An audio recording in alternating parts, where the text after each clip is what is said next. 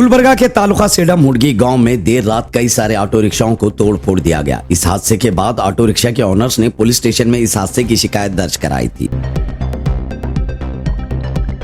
इस हादसे के बाद दूसरे दिन देर रात मल्लू तलकुर नामी रौडी शीटर ने कंप्लेंट दर्ज कराए हुए सभी ऑटो ड्राइवर्स को तेज धार हथियार से हमला कर फरार हो गया। ये वही मल्लू तलकुर है जिसने एक दिन पहले ऑटो रिक्शाओं को तोड़ फोड़ दिया था। इस हादसे में 7 से 8 ऑटो ड्राइवर्स बुरी तरह घायल हो गए हैं और इन सभी को गवर्नमेंट ट्रोमा केयर हॉस्पिटल में भर्ती कराया गया है। इस हादसे के बाद दलित सेना के Ashraf Ali government trauma care hospital पहुंचे और जख्मी हुए ऑटो ड्राइवर्स के साथ बात की और बताया कि ऑटो ड्राइवर्स की कंप्लेंट के बाद हमला करने वालों के खिलाफ सख्त एक्शन लिया जाता तो यह हादसा नहीं होता। अशरफ अली ने गुलबर्गा डिस्ट्रिक्ट के सुपरिटेंडेंट ऑफ पुलिस से अपील की है कि ऑटो ड्राइवर्स पर हमला करने वालों के खिलाफ सख्त एक्शन लिया जाए और इस पूरे मामले की जांच की जाए। अस्सलाम वालेकुम, जय भीम, जय टिप्पू सुल्तान।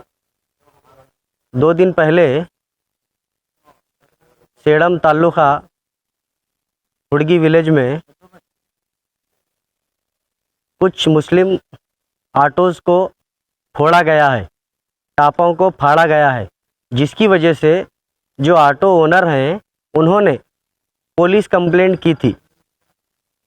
तो ये किसने फाड़ा है उसकी इंक्वायरी कर कर उनको सज़ा देने का काम करने के लिए ये लोग कानून को अपने हाथ में ना लेते हुए पुलिस कंप्लेंट किए। तो नेक्स्ट डे आज रात में 9 साढ़े 9 बजे के दरमियान जो मल्लू तेलकुर नाम का रौडी शीटर उसने इन लोगों के घर पर जाकर तलवार से हमला किया।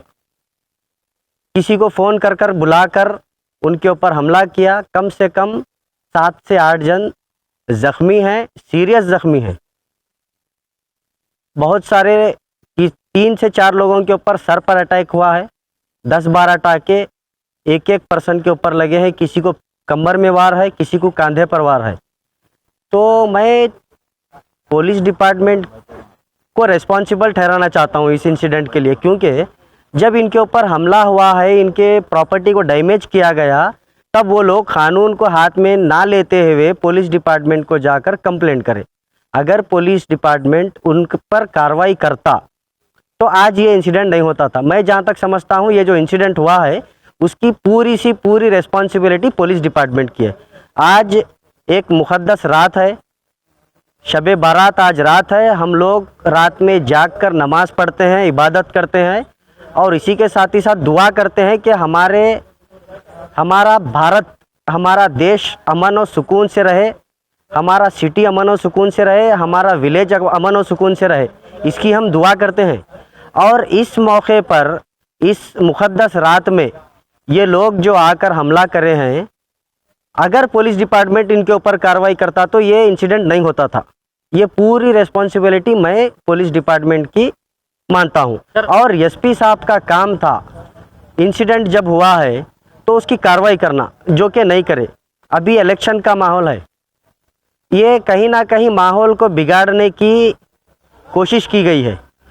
खुलेआम तलवार लेकर लोगों के ऊपर, औरतों के ऊपर, बच्चों के ऊपर, ज़ईफ़ों के ऊपर वार करना कहीं ना कहीं ये माहौल को ख़राब करने वाली चीज़ है।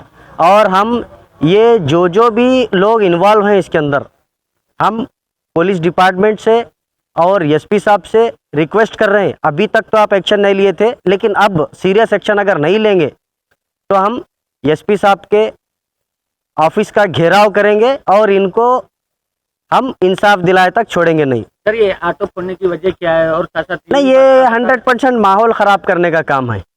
अगर ये माहौल ख़राब करने का काम नहीं होता तो टारगेट कर कर मुस्लिम ही के ऑटो को क्यों फोड़े? सोचने की बात है ये। और नेक्स्ट डे 2 दिन के बाद आज एक मुक़द्दस रात है, उस रात में हमला करना मुसलमानों के ऊपर, कहीं ना कहीं ये माहौल ख़राब करने की हरकत की गई है। पुलिस डिपार्टमेंट को इसको संगीन लेकर इमीडिएट कार्रवाई करना चाहिए। अगर पुलिस डिपार्टमेंट नहीं करेगा तो दलित सेना संगठन की तरफ से हम एसपी ऑफिस का घेराव करेंगे और हम लीगल ओपिनियन जो है हमारे श्री हनुमंत जी एलसंगी सर, उसके ऊपर फोकस कर कर इनको सलाखों के पीछे भेजने का काम करेंगे। ये जो आज हम आकर देख रहे हैं यहाँ पर, हमारे राज्य अध्यक्ष श्री हनुमंत जी एलसंगी सर के नेतृत्व में आकर हम यहाँ पर देखे हैं और इनके साथ हम रहते हैं। हम इनके साथ रहकर इनको इंसाफ दिलाने का काम करेंगे।